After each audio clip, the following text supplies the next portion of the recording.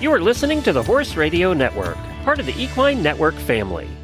This is episode 269 of Horsemanship Radio, brought to you by HandsOnGloves. Horsemanship Radio is a part of the family of the Horse Radio Network, and today we're all about interns and Monty Roberts.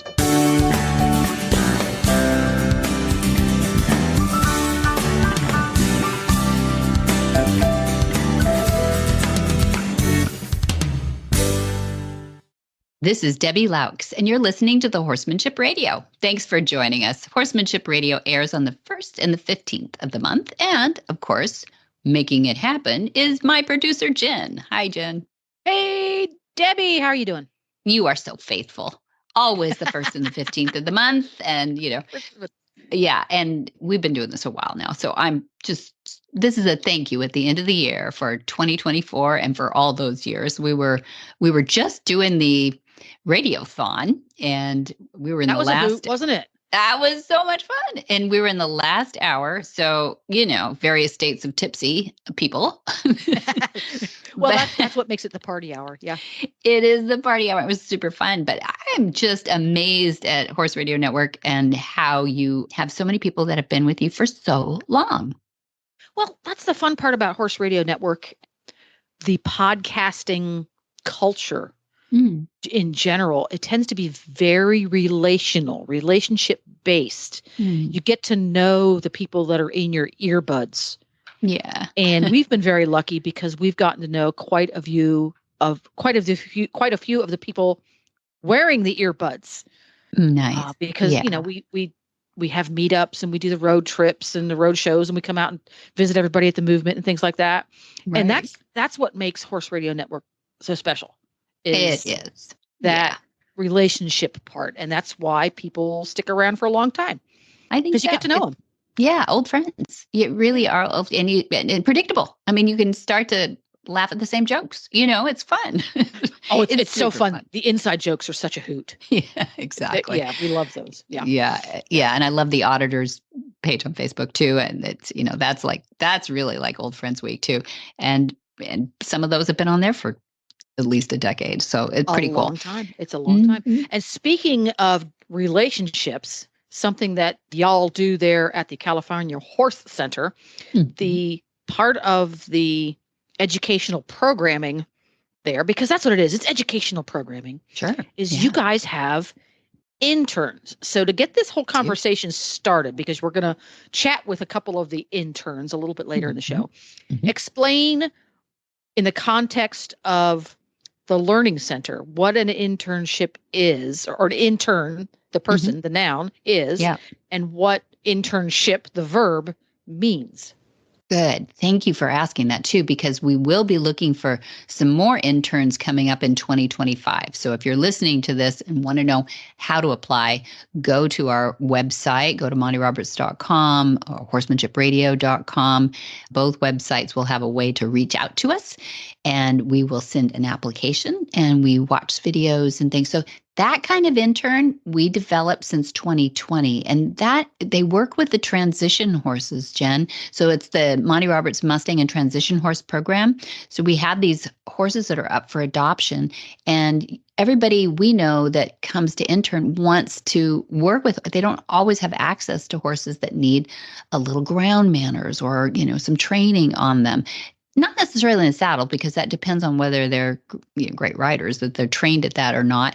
So a lot of them come for the groundwork first, because actually that's a lack in the equestrian world, is groundwork anyway. And that's where we get people that are super experienced in the saddle, but never really fooled around a lot on the ground. So that's what we want to change. That's something we want people to experience on top of.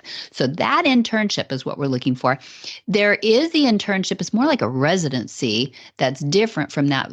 The people that have gone through all our courses, taken the advanced course exams even, and then are invited into the internship, That's like a residency where they come and spend about 3 months here. And what they do is teach then.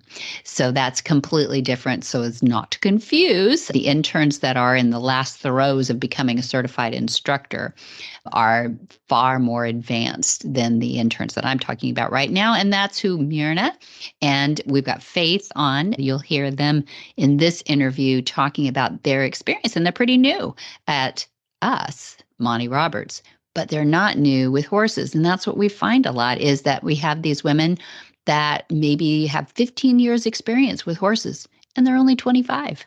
It's fun that they have a lot of experience and a lot of energies to work with horses and learn new things. And you can just hear it. They're excited. They're so smart. They're very well educated. And that's what we get. We get the cream, really, for the internships here. And I think it's a good trade. I mean, they help these horses. They help us around the farm, but they also learn a ton, too. And who doesn't want to go to California, especially when you're from Ontario in the middle of the winter? There you go. Yes, I imagine winter's a popular time to come to Flag Us Up Farms. Might be. Well, that's really cool. Right after we hear from our title sponsor, Hands on Gloves, we're going to hear from our guests.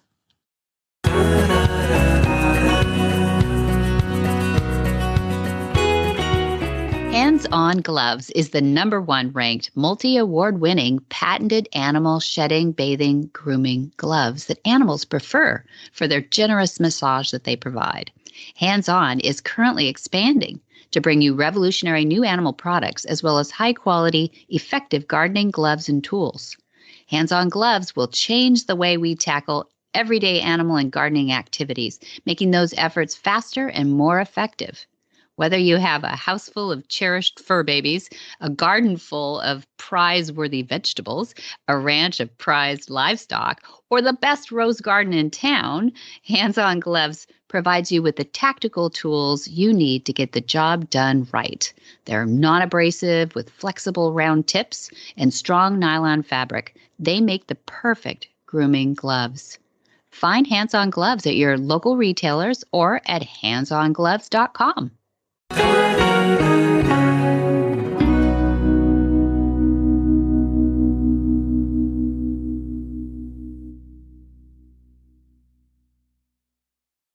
Welcome. I am so glad to have you. We're sitting in the classroom as we speak here at the Monty Roberts International Learning Center.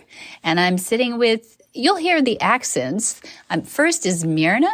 Say hi. Hi, I'm Mirna from Croatia. She says it better than I do. Mirna from Croatia, who's taught, she's taken lessons from some of the best that we have in Europe. So she's come all the way from Europe. And I don't think we've had anybody from Ontario for a long time, but we have Fayth from Ontario. Hi. See, and she's not as talkative as Mirna from Croatia. But Fayth, you've had a lot of experience with horses, and that's what I like about both of you guys. You have had, even though you're young, I would say relatively young, you might not think so, but that's what I love about Horse Girls is that a lot of times you can have 10, 15 years experience and not be very old because you started when you were young.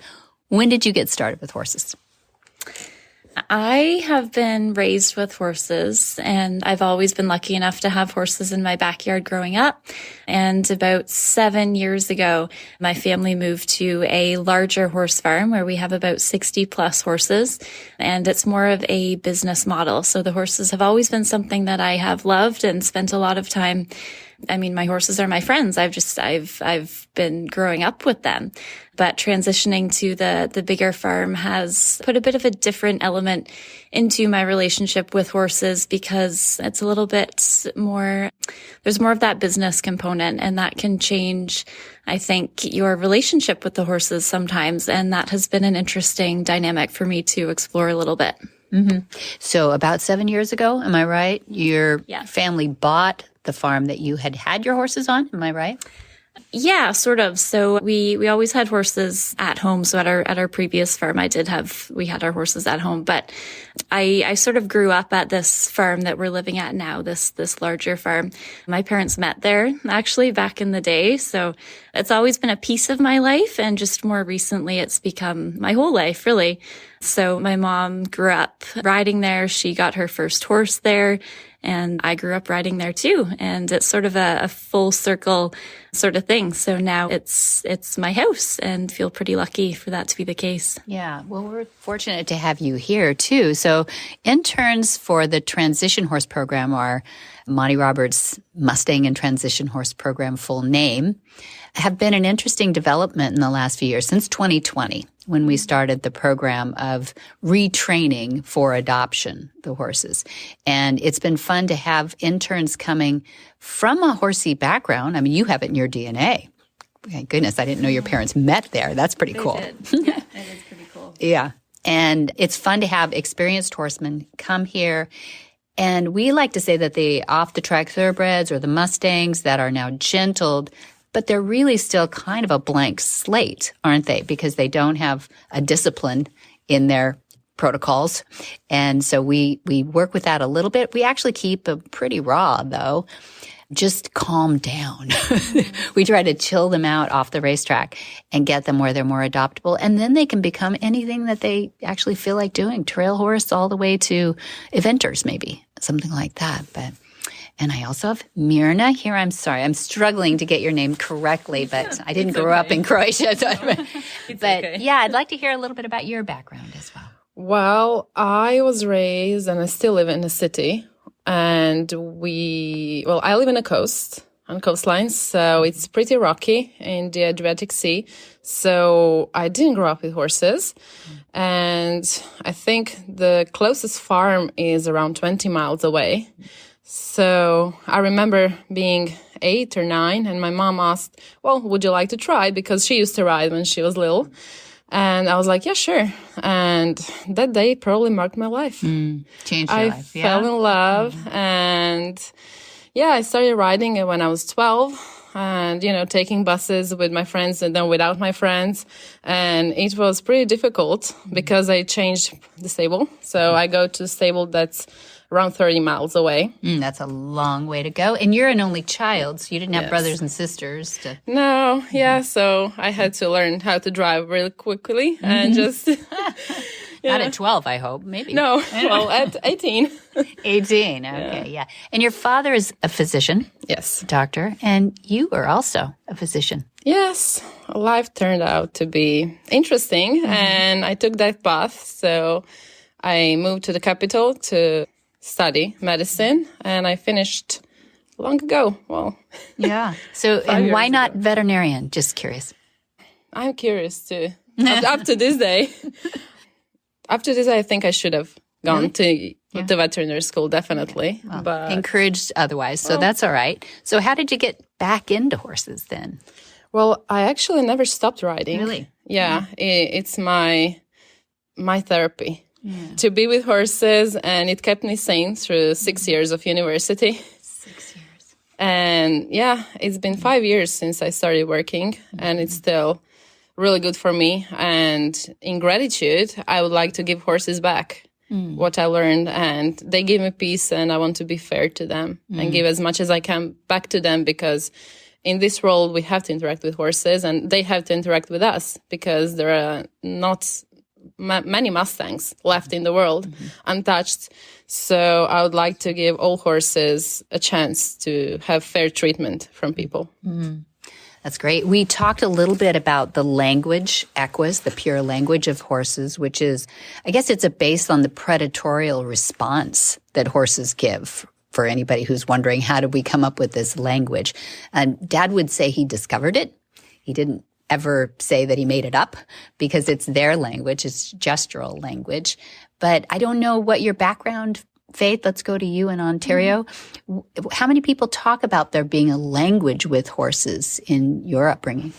I think because I've just been lucky enough to grow up with horses, it's been something that has just been really innate to me. And so I've learned how to navigate space and to create a conversation with every single horse that I come across. And it's something that I do think I take for granted, because a lot of people don't get to spend that non-demanding time with the horses that I have been able to for years and years. And so for me, it's a conversation that has just been ever present. And it's the conversation of body language and negotiating space in that give and take of relationship. And a lot of people, I think, interact with horses in a purely use-based or direct manner of, they're going to go to the barn to ride. And then there's that expectation placed on the relationship. And I think you can learn a lot from just interacting and sharing space in a pretty passive way, or even just interacting with them in the manner of looking after them and being a caretaker. And I think there's a lot to be gained from that. And it's something that I've just been raised with. And in my 24 years of life, I think it's something that has just always been a piece of how I go about interacting with horses and the world. And it's something that I need to get better, I think, at giving language to, because a lot of people are not lucky enough to just have that innate understanding of that dynamic. But I think it's important that they do understand that, because it's the baseline for anything you do with a horse. Yes. Yeah, well said. I agree with you 100% that people don't always intuit or understand that there is a gestural language unless you're just living with them, aren't you? And you do as much groundwork, I think, as you do riding. Oh, definitely. Yeah. So one of the things that I've noticed that people use in their training is a lot of extrinsic. And that's pretty traditional, isn't it? We've got a saddle, we got a bridle, we got halters, and it's understandable that we have to have some equipment in order to train, let's say. But how much do you think as you get to learning more and more about the language of horses, do you strip away some of that extrinsic, or do you think you're adding to it? I think mostly I'm stripping it down to a more minimalistic approach, because that's really how I started. I mean, the first pony I had was a miniature pony that I got when I was 6. And essentially I was just playing with him. And there's a lot of joy there. And there was a lot of non-demanding interaction, and there's no tack involved with that, right? There's not a lot of extrinsic tools involved with just negotiating space in that purely playful, joy-filled way.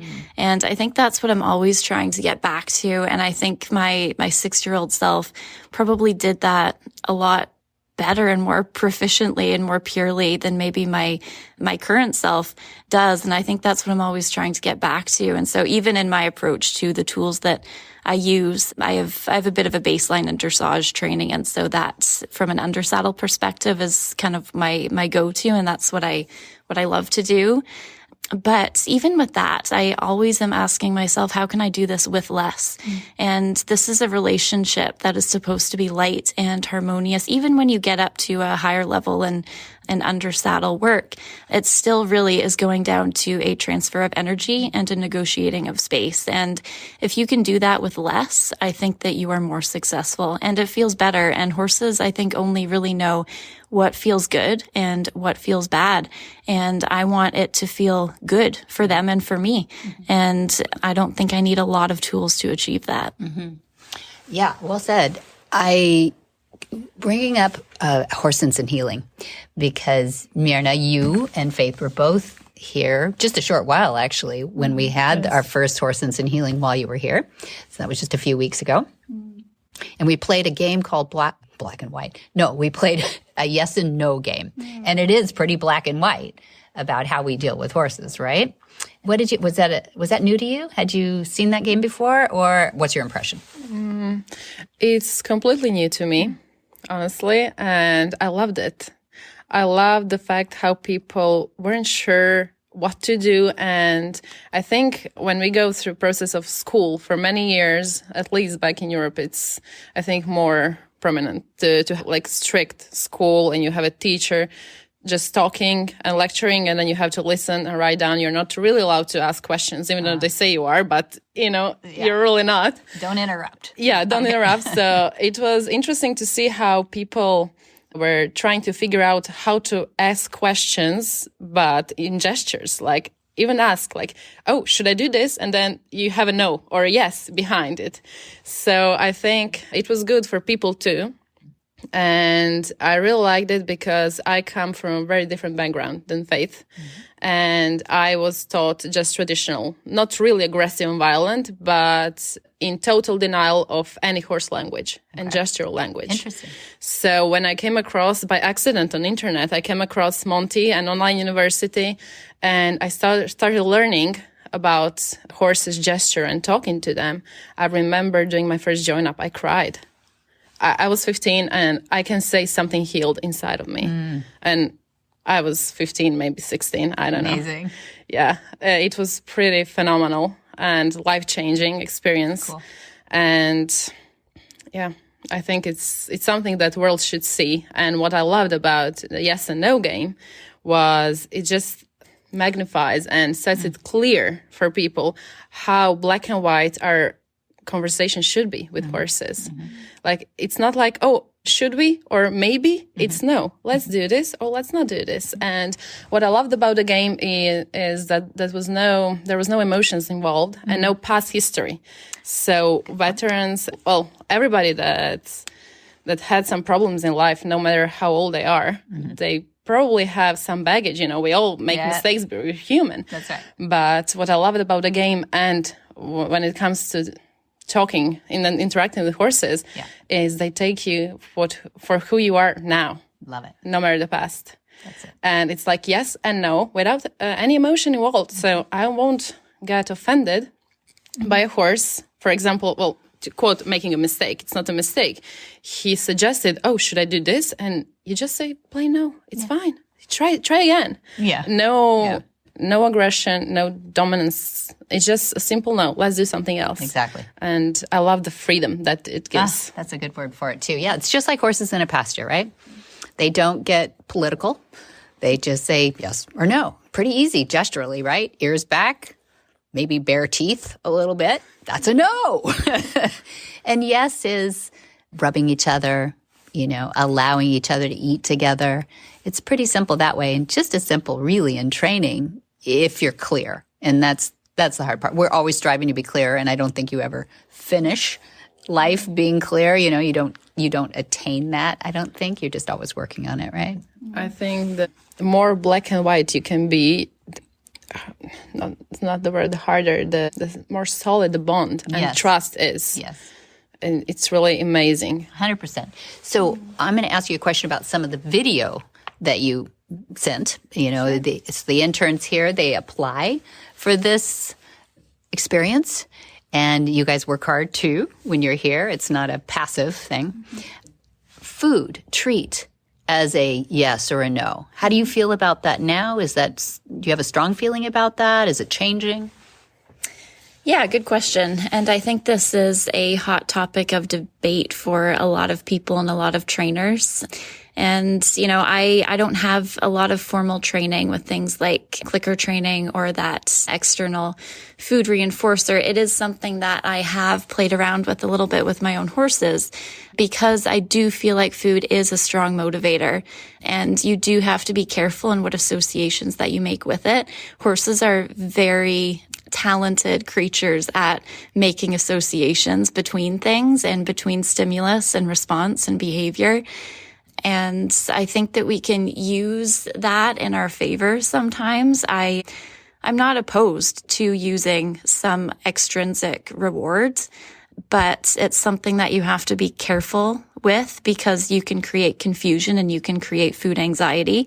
And if you're not careful about how you use it, then I think it can do damage. But food is a strong motivator. And the way that I see it sometimes is if you have a horse who's very unmotivated and shut down to even interact with you in the smallest of ways, you're dealing with a domesticated horse here, not a wild horse. You're dealing with a horse who does have a relationship to a human in some sense, and there's a bias there. And they do understand that food does come from people, even if you're just feeding them hay. And so if you can use a low value sort of reward as part of your training system, I think it can be helpful, and it creates an open door in front as opposed to always a driving force from behind. And so if you have a horse who's very shut down, that invite forward using a a food reward potentially, or a different sort of positive reinforcer, I think can be really beneficial. And I have had it work for me in some really positive ways. But it's very contextual, and I think you have to be careful. Like a lot of tools, this is a sort of way of working with horses that could be put in the wrong hands, and it could be misused. And although confusion is still cognition, I think it can create a lot of frustration and anxiety if you use it the wrong way. Yeah, I notice it being a distraction, frankly. I think, it can, everything that you just said, I agree with it. It can be, in context, it could create a biter, right?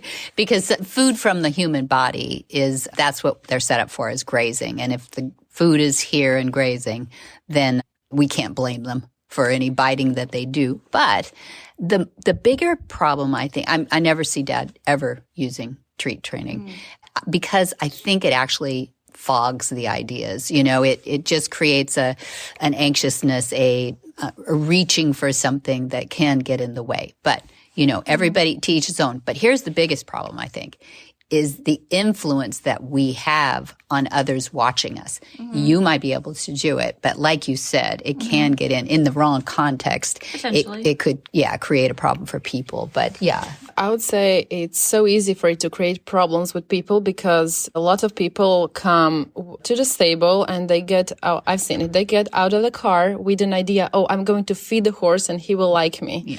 So they put human behavior and emotions onto a horse, and it's not really true. So a lot of people, when they ignore horse behavior and subtle gestures from horse, and then they feed, they don't get the whole conversation. And then it's usually what creates biters. Yeah.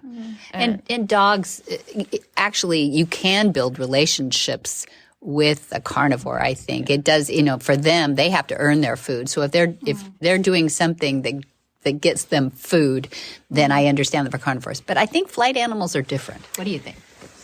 I agree with what you guys have said in terms of it being contextual. That's definitely true. I think the key here, and for most training systems, is clarity and consistency.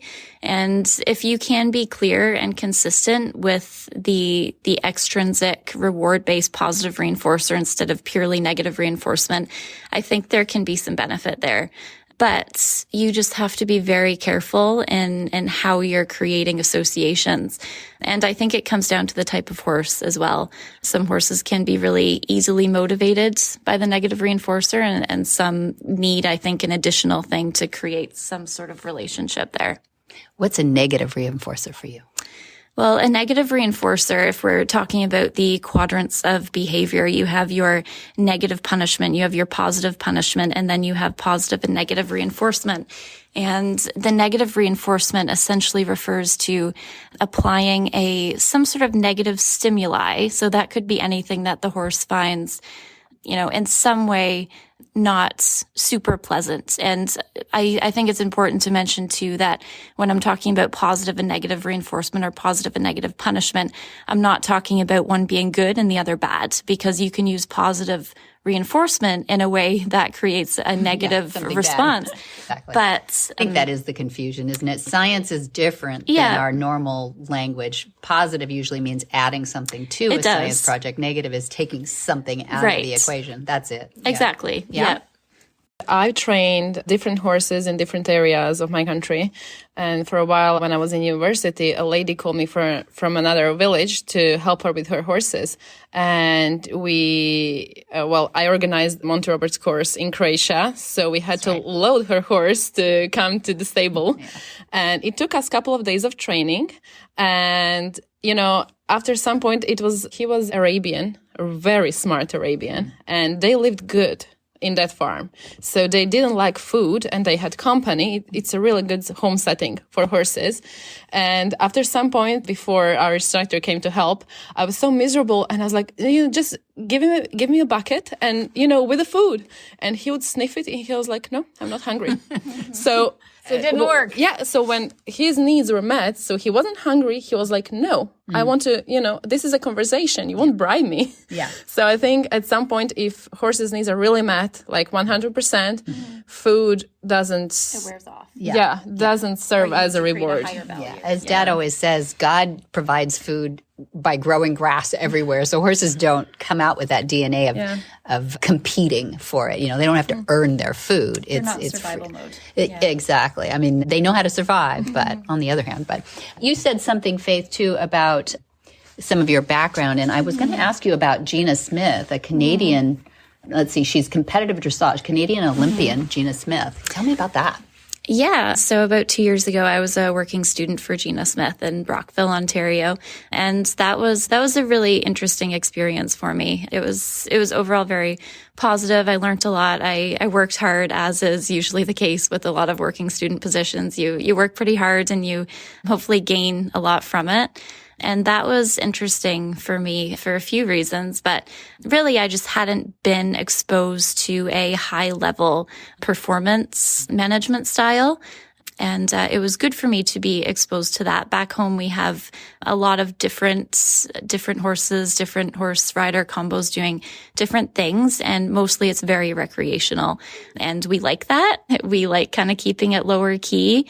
And I think that's kind of what I would like to continue doing going forward. But it was good for me to be exposed to a more competitive atmosphere and to just learning little things like, even just how people communicate in that different setting and how horses are managed slightly differently to accommodate that more competitive atmosphere. And it was overall a good learning experience for sure. Good. So maybe this is where a nice wrap up would be. Where do you want to go with your equestrian life? What are your goals and plans for that? Mirna? Well, I like it all, I think. I like helping in teaching riding school. I love when people come and see horses for the first time. So I help them groom and tag horses for the first time and sit on a horse. But I also like dressage. I like show jumping. It's what I do back home. And I would like to give a better life for competing horses at my area and to help people understand that there is a horse language and that we could all benefit from it, horses and people. Yeah, that's nice. That's nice. So keep it going. That's awesome. Fayth? Yeah. So I am lucky enough that I do have an existing facility back home, and I really do not take that for granted. And I've been trying to, over the last few years since finishing my undergrad, I've been trying to go out to just do some different experiential sort of opportunities so I can learn what other horse people are doing and how they do it and why they're doing it. And with that information, I think I can go back home with a better baseline of knowledge and understanding of what's out there and maybe what I want to do at my own family farm going forward. And ultimately, I think I just want to help to create a happy place for horses and people. My love in the under saddle side of things is dressage, and I would love to be able to ride and train horses within that canon to a relatively high level one day, perhaps, but not at the expense of the horse. And I think if you have a horse as an athlete, you need to allow a horse to be a horse. And I think especially in this day and age, we have a social license that we have to operate by. And horses we don't use them like we used them in generations previously. And it's mostly 95%. In 95% of cases, I think it's a very recreational relationship. And I think I would just like to help facilitate the ethicality of that relationship going forward in whatever way that may be. Beautiful. I think listeners can hear why we're excited to have such intelligent, educated women here helping us out. I guess it could be men too, but mostly we see women here. And it's wonderful because I think there is an aspect of detail orientation and gentleness, frankly, that we see innate in your muscle memory, which is great. That's what we look for in asking people to come here to experience what we have. And I would love to follow up with you guys after you've taken the InfoCourse here as part of the internship, and also just to have a perspective as you go into 2025. This is not evergreen. This is a point in time, and I'm anxious to follow up. Thanks for being on Horsemanship Radio. Oh, thank you for the invite. Thanks so much for having me.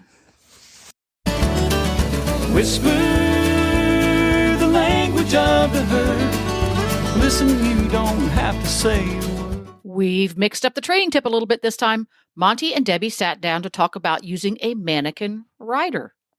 I'd like you to speak to mannequin riders and that stage in between them getting their first saddle, bridle, and rider, that stage where you want to test how their reactions are going, maybe with a surcingle and maybe next with a mannequin rider, before you put that live flesh, blood person up on top. Give us some tips on that, Dad. Sure. When you walk into that training ring, every single spot on that horse needs to be trained so that they realize it's not going to hurt. I'm not going to get beaten up. So you need to clear 5 or 6 areas minimum. You can even do more, 45 degrees to each one and so forth. But you watch the horse and you watch his ears, her ears. You watch the tail, you watch the mouth and the head and the whole thing, every single bit of the horse. What is the reaction to this? And what is the reaction to that? And let's take this business of, I went in the round pen and I did a good join up. And it was really good. And I rubbed between the eyes and I walked away and the horse followed me. So this is going to be fun and I won't have any trouble. And then we saddle. And let's say that the saddling went like a raw horse and that the horse did a little humping and scooting around, because 99% of them will with the first saddle. So we got through that. And then we got out the pole and some bags on it. Rubbing them all over. Mm-hmm. Oh, I don't think we have to go up on top and go up in the sky over the horse's body. Mm-hmm. That's probably not necessary because it already has a saddle on. Mm. And a live body is different from plastic bags. But if there's no plastic bags and there is a live body, then it's very different. Yeah. So that's why I like one pole to have the long tubular balloons on it. And they're like little arms or like their little legs, or they move outward, lifelike, like it's an animal getting up there. And then I go to the wither and just go up over the top, where your shoulders would be, even where your head would be. And oftentimes you'll find that explodes the horse.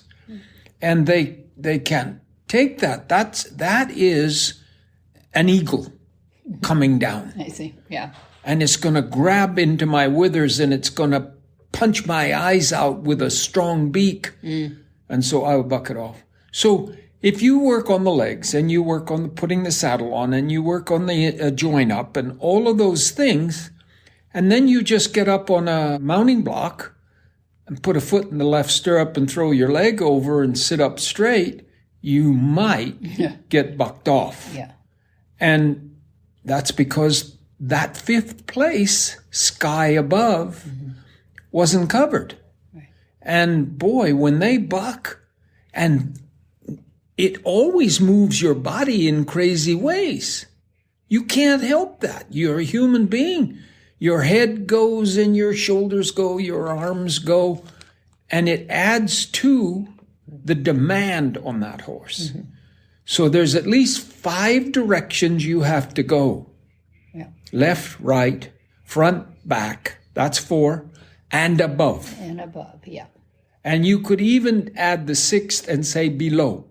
You know, you already did below, but the below part might have been that you didn't go up under to where the udder is on a mare or the testicles are on a colt, and then slide it along the belly where your heels might be attached to the horse for that first second or two till they buck you off.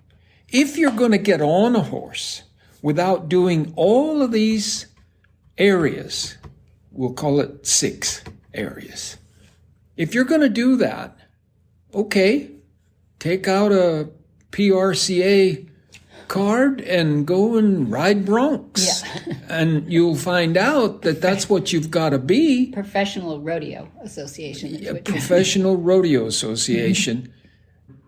And when I get a video or a phone call conversation about a student of mine that got bucked off, and I hear that, but the horse wasn't afraid of the bag at all, but not used in all 5 or 6 areas. It has to happen if you're going to come back to me and say, I got bucked off. Don't come back to me. Get the dang tubular balloons and put them on a stick and go up above, and you won't have that happen. Perfect. So altitude above the saddle is what humans are, right? That's it. So a mannequin rider in between there. So I know you have legs that you make out of just rolled up tarp, a small tarpaulin or something, and you start with that and then you go to altitude? Well, I do. Okay. And you could have one, we say dummy, one mannequin that looks just like a human being. You could have one of those. But then he better have a hat. Right. Because some of those are kind of bent over already and they don't reach up above. And if you stop and think about it, we don't have much control over our upper body. When the horse bucks, our upper body goes where the horse throws us. And so we can't just be steady up there. We're going to flop around. And nothing has flopped around up there before. So you're apt to have to make a phone call and say, get an ambulance here. Oh dear. Yeah.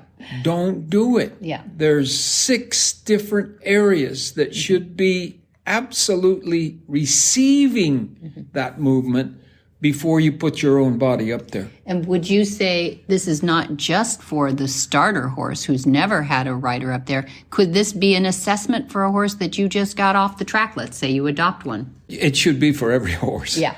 And so I don't think you should take for granted what's happened before. I've had horses come to me from the racetrack that were bucking a jockey off, and I say, how long have you had this horse in training? Oh, well, I've had him a month.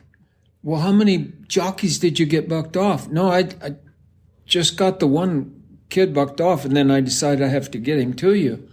Well, how many jockeys got up there successfully and rode him out? No, that was the only one. That was the only, and it wasn't very successful. And they had him on a lunge line for a month, but there was nothing up there. Nothing high, yeah. And now you throw a kid up there that maybe isn't a very good rider anyway. Oftentimes that happens. Good. I think that's a great tip, and I think it's one that people don't think about in your lexicon of incremental. It's probably the most important. Yeah, recently I did have an experience like this from an instructor that I would have said is one of the best I have.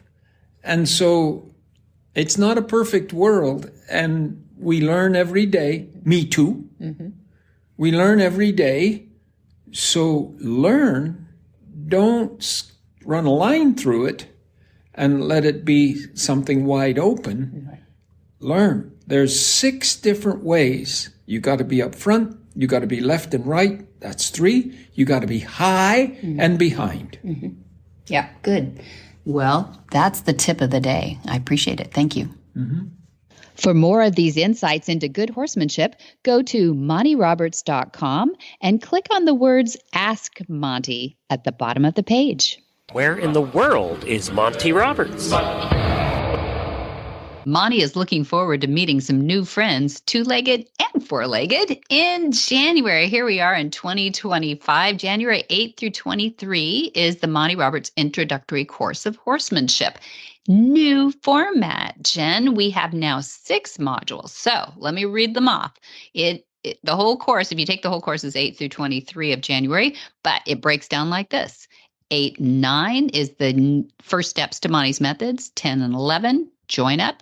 13 through 15, that's the 3-dayer, that's long lining. Then 16, 17 is introductory model 4, which is horse behavior. That's a new one. And then 2021 is desensitizing and habituation. And 22 to 23 is the trailer loading. So we have a module just broken out for trailer loading. And then on January 19th, squeezing that back in, we do have a mountain trail play day. That's where we have at the California Horse Center, people can drive in, haul in with their horse and play on the mountain trail.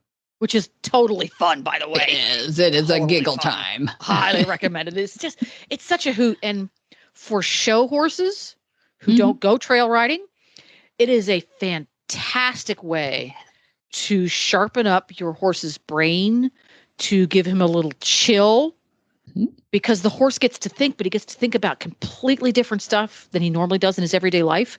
Right. So I highly recommend doing the mountain play day for any horse that shows for a living, that maybe needs a mental break or a physical break, because you can make it, you can do that whole course without having a lot of heavy physical taxing. It's not that kind of a thing, but it helps. It exercises their brain in the best kind of a way. Yeah, a real natural setting too. Yes, there's no scaring the horse with chickens and stuff like that. It's really more about something. Yeah, there's the things you'd find on a mountaintop, and it's a lot of fun. And it's all about giving the horse and the rider confidence and encouraging boldness and trust. Yeah, good. It's all the good kind of stuff, right? It is really well said. Thank you. There we go. Now I'm going to backtrack just a little bit, because Monty Roberts intro course, which is now broken down into 6 different modules. Right. Obviously, module 1, first steps to Monty methods, that's the one you need to take first. Yeah. It's a great question. I know what you're going to say is the first 3 have to be taken in order. After that, there we go. Yeah. There we go. So let's say you can take the first 3, you can squeak those in January, but man, life gets really crazy after that. You can come back some other time, because you repeat these many, many times over the years and grab those as you go, kind of a la carte. Yes, that's exactly the purpose too, is to get that muscle memory in your fingertips, so that, if you didn't quite nail it, or you want to move on to desensitizing, trailer loading, or learn more about horse behavior and the flight animal, all those things are to sort of expand and extrapolate things that you learned in the first 3. There we go. And some great, great topics there. If you want to learn more about that, you can go to MontyRoberts.com. It's your one-stop shop for everything Monty Roberts. Or you can call the kind folks at Flags Up Farms, 805-688-6288. And by the way, if you can't remember that phone number because you're busy cleaning a stall right now, you can go to MontyRoberts.com, and the phone number's right there. That's true. That is true. And I often return those phone calls too. So hopefully you can talk to Debbie. You catch me. Yeah. So for today, details about today's show, go to MontyRoberts.com, or you can go to HorsemanshipRadio.com. MontyRoberts.com really is your one-stop shop. The podcast can be found there. Yes. But if you just want the podcast, you can go to HorsemanshipRadio.com. Easy to do. And you're going to find links, photos, and more information about our guests and topics. And we love your feedback. We love to hear from you. This is a relationship-based podcast. So join us on social media. On Facebook, it's Monty Roberts, the one with the little blue check mark. On the platform formerly known as Twitter, it's Monty_Roberts, and it's the same on Instagram.